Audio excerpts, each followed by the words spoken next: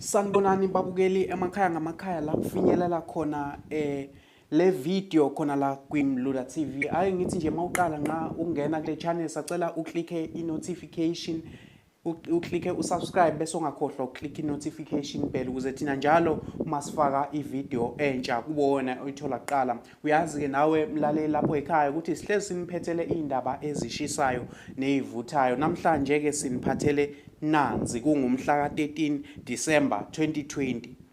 Isiphinde yagqemeka ingozi engeqiwa Ntwala iMamelodi Sundowns kushona omunye umdlali wayo wasemuva uMotshega Madisha engozini yemoto.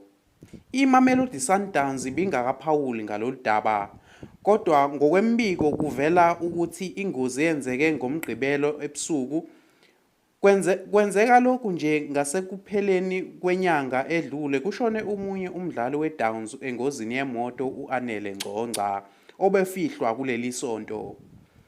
uMadisha obengomunye wabadlali abahamba phambili kweSundowns kuleli sizini, eqhwakele kwilog ye-DStv Premiership, kanti kumasizini edlule ukhombise ukuba ngumdlali omncane onekhono, okuyinto ayichaza owayesengumqeqeshi uPitso Mosimane owayembona enekusasa kwiBafana Bafana.